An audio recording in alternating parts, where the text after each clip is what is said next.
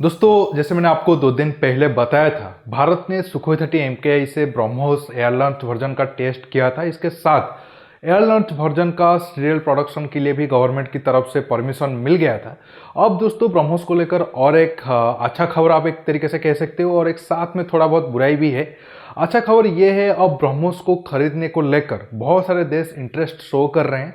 अब फिलीपींस के बाद शायद इजिप्ट दूसरा देश बन सकता है जो भारत की ब्रह्मोस मिसाइल को खरीदे। हालांकि खरीदारों की लिस्ट काफ़ी लंबा है। ग्रीस से लेकर साउथ कोरिया, सिंगापुर, वियतनाम से लेकर वेनेजुएला तक देश इंटरेस्टेड है ब्रह्मोस मिसाइल को खरीदने के लिए। अब जब पुतिन साहब भारत विजिट पे आए थे, तब उनके मिनिस्टर भी साफ तौर पर कह चुके हैं कि भारत और रशिया के बीच ब्रह्मोस को तीसरे देशों को बेचने को लेकर भी बातचीत हुआ है, क्योंकि ये दोनों देशों के बीच ये अंडरस्टैंडिंग है, अगर कोई तीसरा देश ब्रह्मोस खरीदने के लिए इंटरेस्ट शो कर रहा है तो उसमें भारत और रशिया दोनों का हाँ होना जरूरी है। अगर कोई देश इंटरेस्ट नहीं शो करता है कि ये तीसरा देश ब्रह्मोस मिसाइल को खरीदे, तब जाकर वो डील फंस सकता है। अब फिलीपींस के साथ तो हमारा डील लगभग आप ये मानकर चलो तय है। अब इजिप्ट भी ब्रह्मोस मिसाइल खरीदने को लेकर बहुत ज़्यादा इंटरेस्ट शो किया है। अब इसके साथ साथ अब आपके मन में बहुत सारा सवाल आएगा, इजिप्ट को ब्रह्मोस मिसाइल की क्या ज़रूरत है? क्या इजिप्ट के हाथ ब्रह्मोस मिसाइल सेफ रहेगा? कोई डाटा वगैरह तो वहाँ से लीक नहीं हो जाएगा? इसके साथ साथ क्या रसिया परमिशन देगा इजिप्ट को भारत ब्रह्मोस मिसाइल सेल करे? साथ में तो फिर प्रॉब्लम क्या है? अगर ये डील होने जा रहा है तो फिर कौन सा देश प्रॉब्लम क्रिएट कर रहा है? दोस्तों, प्रॉब्लम क्रिएट कर रहा है इजराइल। जी हाँ, अब इजराइल बिल्कुल भी नहीं चाहता है, या फिर आप एक तरीके से ये मानकर चलो, पिछले 2-3 साल से मतलब बैक चैनल भारत के ऊपर एक साइलेंटली दबाव इजराइल डाल रहा है। मतलब भारत और इजिप्ट के बीच ब्रह्मोस मिसाइल को लेकर डील ना हो, लेकिन भारत अब इजराइल का चिंताओं को दूर करते हुए ब्रह्मोस के साथ इजिप्ट के साथ ब्रह्मोस मिसाइल डील करने को लेकर आप एक तरीके से कह सकते हो बातचीत फाइनल स्टेज में चल रहा है, या फिर काफ़ी करीब है। अब दोस्तों, इसी टॉपिक पर मैं डिटेल्स में आपको समझाऊंगा। जानने के लिए आप आखिर तक ये वीडियो को देखते रहिए। लेकिन दोस्तों, टॉपिक पर आने से पहले 30 सेकंड का स्पॉन्सरशिप वीडियो आप सबके लिए, पहले आप उसे देख लीजिए। लिंक पर क्लिक करिए।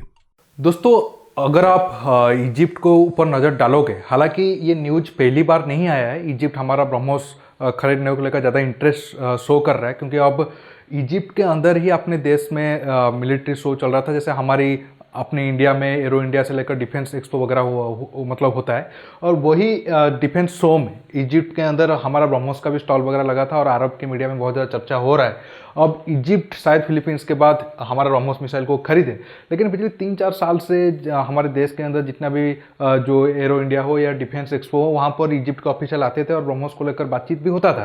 लेकिन इजराइल के कारण ये डील अभी तक फाइनल नहीं हो पाया। इजराइल बिल्कुल भी खुश नहीं था भारत इजिप्ट को ब्रह्मोस जैसे खतरनाक मिसाइल प्रोवाइड करे।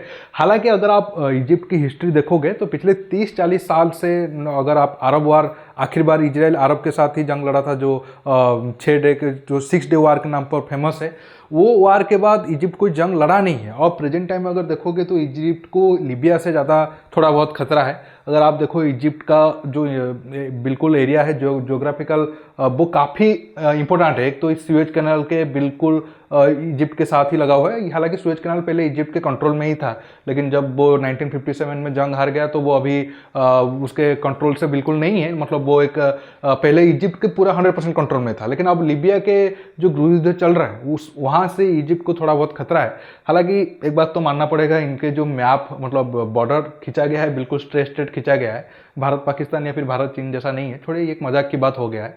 अब मैं लीबिया के अंदर दिखाता हूँ गद्दाफी जाने के बाद लीबिया कैसे डिस्टर्ब हुआ है। अगर आप देखोगे, ये जो रेड वाला एरिया है वो LNA के कंट्रोल में है, और ये जो ब्लू वाला एरिया है ये GNA के कंट्रोल में है।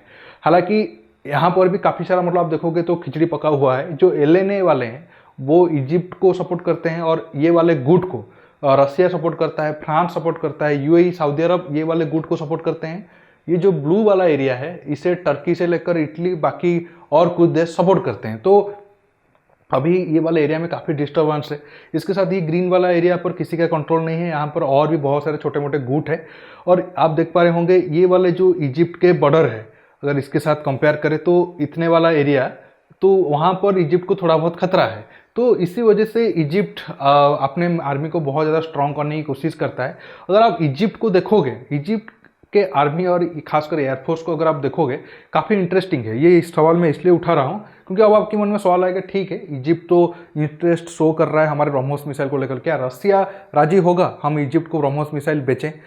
दोस्तों अगर आप इजिप्ट की एयरफोर्स देखोगे वहाँ पर आपको अमेरिका का भी प्लेन मिलेगा F-16, फ्रांस का भी मिलेगा मिराज 2000 से राफेल, इसके साथ जर्मनी और फ्रांस का मिलकर एक अल्फा फाइटर था वो भी आपको मिलेगा, साथ में रसिया का MiG-29 और सुखोई 35 भी मिलेगा। अगर आप ट्रांसपोर्ट प्लेन वगैरह हेलीकॉप्टर वगैरह जाओगे बहुत सारे देशों की लिस्ट मतलब आपको मिल जाएगा। मतलब इजिप्ट के एयरफोर्स में आप एक तरीके से कह सकते हो 10-15 देशों की हार्डवेयर इस्तेमाल हो रहा है, तो रसिया का परमिशन देने में यहाँ पर कोई इशू आएगा नहीं।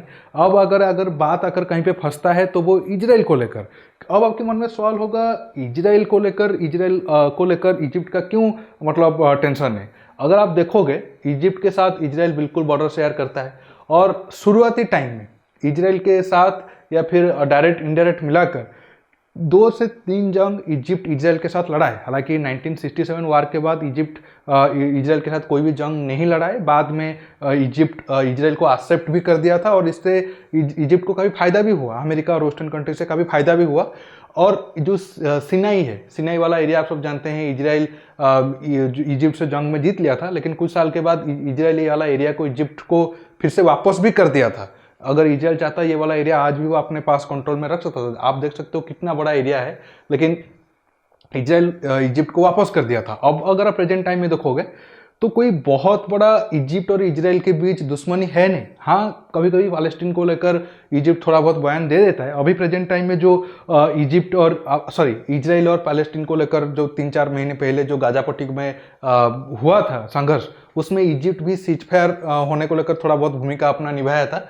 लेकिन इजराइल इनडायरेक्टली चाहता है कि इजिप्ट का मिलिट्री बहुत ज़्यादा स्ट्रांग ना हो और उसे एडवांस हथियार ना मिले, खासकर ब्रह्मोस जैसे मिसाइल।